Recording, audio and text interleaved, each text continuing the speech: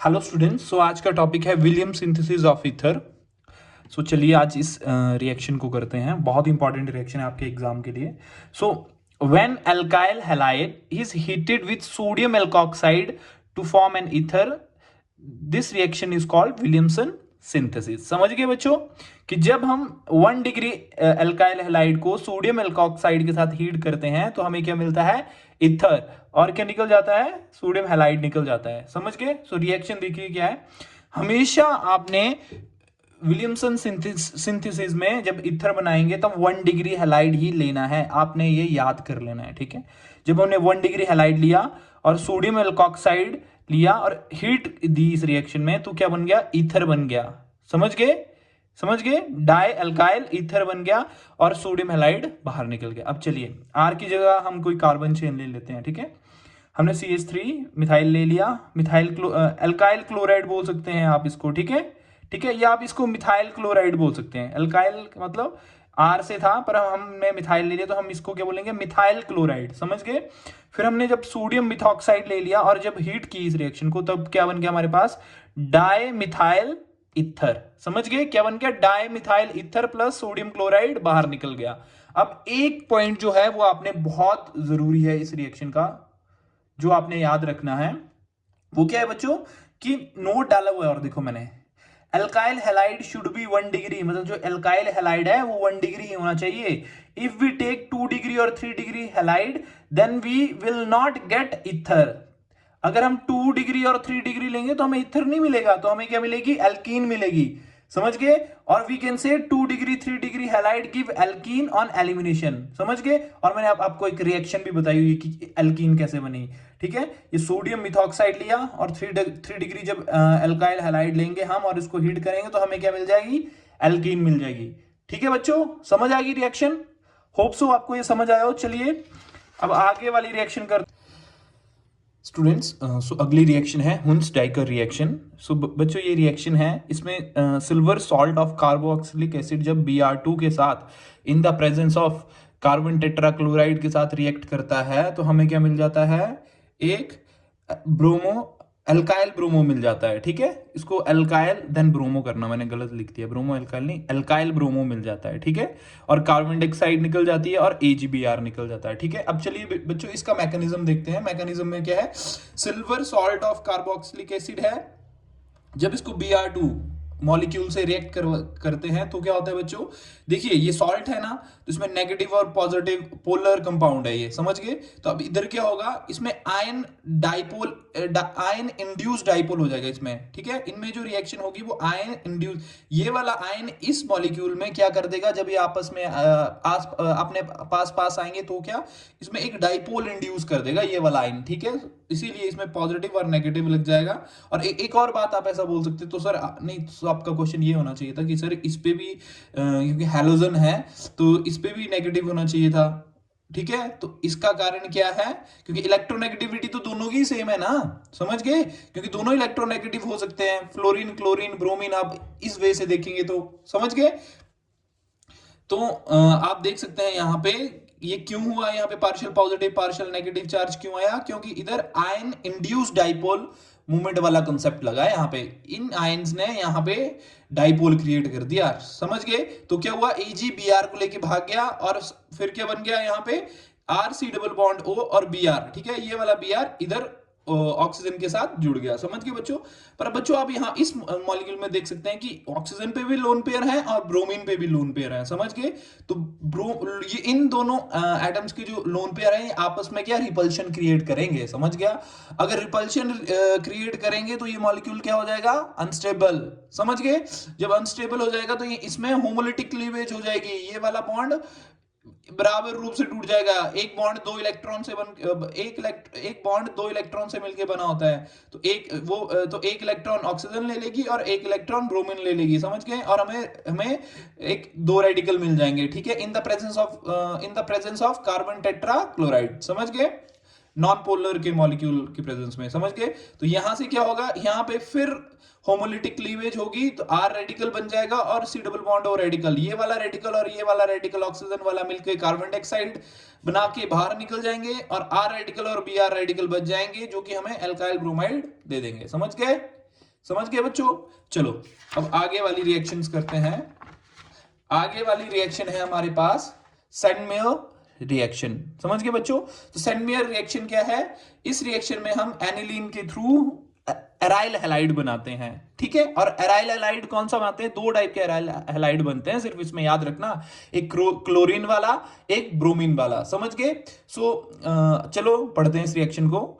ये ऐसी chemical reaction है जिसमें हम क्या करते हैं, एनिलीन को जब NaNO2 plus HCl at 0 to 5 degree Celsius पे रिएक्ट करवाते हैं तो क्या बन जाता है, डाइजोनियम सॉल्ट। क्या बन जाता है? ये क्या है? Diazonium salt. और इसको और क्या बोल सकते हैं हम? Benzene diazonium chloride. समझ गए? तो डाइजोनियम सॉल्ट बन गया। जब इसमें Cu2X2 और HCl की प्रेजेंस में रिएक्ट करवाएंगे तो क्या, एराइल हैलाइड बन जाएगा। क्लोरोबेंजीन भी बन सकती है और ब्रोमोबेंजीन भी बन सकती है। समझ गए बच्चों? अब इसी की एक जुड़वा बहन है, एक जुड़वा भाई भी बोल सकते हैं, जुड़वा बहन भी बोल सकते हैं। तो कौन सी रिएक्शन है वो? Gateman reaction. इसमें और इसमें सिर्फ एक ही डिफरेंस है। अगर हम डाइजोनियम सॉल्ट को हम कॉपर पाउडर प्लस HCl की प्रेजेंस में रिएक्ट करवा रहे हैं तो गेटरमैन होगी। अगर हम डाइजोनियम सॉल्ट को Cu2X2 और HCl की प्रेजेंस में रिएक्ट करवा रहे हैं तो कौन सी होगी? सेंडमेयर रिएक्शन होगी। देख लीजिए यहाँ पे डाइजोनियम सॉल्ट है, कॉपर पाउडर लिया और HCl की प्रेजेंस में क्लोरोबेंजीन बन गई और नाइट्रोजन निकल गई। इधर भी कॉपर पाउडर की प्रेजेंस में HBr लिया और इधर क्या बन गया? ब्रोमोबेंजीन बन गई। समझ गए बच्चों? कॉपर पाउडर प्लस HBr लिया, इन द प्रेजेंस में डाइजोनियम सॉल्ट की रिएक्शन करवाई, तब हमें क्या मिल गया? ब्रोमोबेंजीन मिल गई। समझ गए? इसमें ना फ्लोरीन रिएक्ट करेगा, ना फ्लोरोबेंजीन बनेगी, ना आइडोबेंजीन बनेगी। याद रखना हमेशा, उसके लिए अलग रिएक्शंस होंगी, वो आपको मैं पढ़ाऊंगा। समझ गए? चलो आगे। अब हमारे पास रिएक्शंस हैं preparation of benzene from diazonium salt. देखो अब बेंजीन, डाइजोनियम सॉल्ट से हम बेंजीन कैसे बनाते हैं, समझ गए? बहुत ही इंपॉर्टेंट रिएक्शन है, आपके एग्जाम में आती है ये, ठीक है। जब एनिलीन को हम NaNO2 प्लस HCl के साथ रिएक्ट करवाएंगे एट 0 to 5 डिग्री सेल्सियस तो क्या बन जाएगा? Diazonium salt. और जब इसकी रिएक्शन H3PO2 में करवाएंगे तो क्या बन जाएगा? Benzene. The most important reaction and the most important reagent है ये। समझ गए? समझ गए बच्चों? समझ गए ना? तो अब हमारी जो मैंने आपको बताया था कि सेंडमेयर और गेटरमैन में हम फ्लोरोबेंजीन नहीं बनाते हैं, तो आपका क्वेश्चन था कि सर तो फ्लोरोबेंजीन कहां बनाएंगे? तो अगली रिएक्शन है बाल स्कीमन रिएक्शन। समझ गए बच्चों? इसमें हम फ्लोरोबेंजीन की फॉर्मेशन करते हैं। तो कैसे होता है? एनिलीन को जब NaNO2 plus HCl 0 to 5 degree पर जब हम डाइजोनियम सॉल्ट मिलता है हमें, तो हम इसकी रिएक्शन HbF4 के साथ फ्लोरोबेंजीन मिल जाता, BF3 निकल जाता और NN2 गैस लिबरेट हो जाती है। समझ गए बच्चों? समझ गए ना?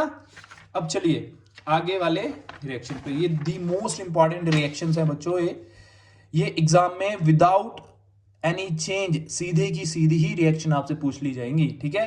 कि what is डार्जन reaction, what is reads reaction, what is the difference between डार्जन reaction and reads reaction.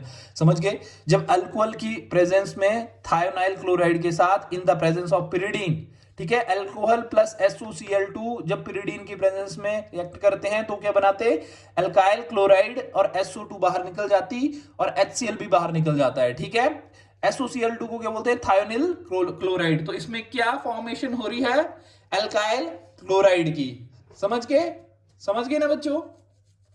और अब इसमें अल्काइल क्लोराइड ही बनेगा बच्चों, याद रखना। आप इसमें ब्रोमाइड मत बना देना, स्पेसिफिक रिएक्शन है अल्काइल क्लोराइड की। समझ गए? अब रीड्स रिएक्शन में क्या होगा? जब एल्केन रिएक्ट करेगी सल्फ्यूरल क्लोराइड के साथ, SO2Cl2 के साथ in the presence of sunlight, तो इधर क्या बन जाएगा? Alkyl chloride SO2 plus HCl। Same reaction है, समझ गए? But the difference between this two reaction is इधर अल्कोहल लिया है और इधर एल्केन लिया है, और थायोनिल क्लोराइड के साथ रिएक्ट कर रहा है अल्कोहल, और यहाँ पे एल्केन जो है वो सल्फ्यूरिल क्लोराइड के साथ रिएक्ट कर रही है। बहुत छोटा सा माइनर सा डिफरेंस है, सिर्फ SO2Cl2 है ये सल्फ्यूरिल क्लोराइड, और SOCl2 जो है वो थायोनिल क्लोराइड है। समझ गए बच्चों? और इन द प्रेजेंस ऑफ पिरिडीन। समझ गए? और ये कौन सा मैकेनिज्म फॉलो करेगी? बताओ जल्दी, बताओ जल्दी जल्दी। कौन सा मैकेनिज्म फॉलो करेगी? SN2, ठीक है। और ये कौन सा रिएक्शन फॉलो करेगी? मेरे को बताना कौन सा मैकेनिज्म फॉलो करेगी? सनलाइट की प्रेजेंस में हो रही है। समझ गए? आप बताएंगे। ठीक है। तो अगर आपको कभी कंफ्यूजन हो जाए कि सर अल्कोहल कहां लेना है और एल्केन कहां लेना है, तो मैं आपको एक ट्रिक बता देता हूं। देखो जहां भी डार्जन होगा ना, वहां टार्जन से याद रखना, समझ गए। तो अल्कोहल पी के आदमी टार्जन बन जाता है ना, बनता है ना टार्जन। तो वहीं से ही आप एक ट्रिक याद कर सकते हो कि अगर टार्जन आ गया तो हमने अल्कोहल लेना है, तो हमने टार्जन के साथ क्या करना है, कोरिलेट कर लेना है कि टार्जन, डार्जन कैसे बनेगा, टार्जन। तो टार्जन कैसे बनेगा, आदमी अल्कोहल पी के, और उसके साथ थायोनाइल क्लोराइड के साथ रिएक्ट करेंगे और क्या बन जाएगा, अल्काइल क्लोराइड। ठीक है, और रीड रिएक्शन में अल्केन ही होगी। ठीक है बच्चों, अब आगे रिएक्शंस आ गई हमारी, method of preparation of alkene from catalytic hydrogenation of alkyne. ठीक है, इसमें हम एल्काइन के थ्रू हम क्या कर रहे हैं, एल्कीन की प्रिपरेशन कर रहे हैं। सो फर्स्ट जो है वो लिंडलर्स कैटलिस्ट है, इसमें क्या कर रहे हैं हम, एल्काइन की पार्शियल रिडक्शन कर रहे हैं। समझ गए बच्चों, देखो एल्काइन ले ली है, इसको जब H2PdBSO4 के प्रेजेंस में करेंगे तो हमें सिस एल्कीन मिल जाएगी। द मोस्ट इंपॉर्टेंट रिएक्शन, इस रिएजेंट को बोलते हैं लिंडलर्स कैटलिस्ट। क्या, लिंडलर कैटलिस्ट। अगर लिंडलर कैटलिस्ट सी आ गया ना, तो इससे समझ लेना कि सिस एल्कीन बनेगी। ठीक है, H2PdBaSO4 के प्रेजेंस में। और आगे है बर्च रिडक्शन, समझ गए, इसमें एल्काइन की रिडक्शन होगी, जिसमें क्या होगा, किसकी प्रेजेंस में, sodium in liquid ammonia, sodium और लिक्विड अमोनिया की प्रेजेंस में एल्काइन की जब रिडक्शन करवाएंगे तो हमें क्या मिल जाएगा, देखो बच्चों क्या मिल रहा है, ट्रांस एल्कीन। क्या मिल रही है, ट्रांस एल्कीन। याद रखना, ये आपको याद करना पड़ेगा। लिंडलर कैटलिस्ट क्या है, H2PdBaSO4, और क्या बनाएगा, सिस एल्कीन। सिस एल्कीन तो आप इधर से समझ लेना कि कैटलिस्ट सी से कैटलिस्ट, तो सी से सिस बन जाएगा, और बर्च में तो ट्रांस एल्कीन ही बनेगी, और सोडियम और लिक्विड अमोनिया की प्रेजेंस में। समझ गए, चलो ठीक है, ठीक है बच्चों, bye bye, take care, thank you so much.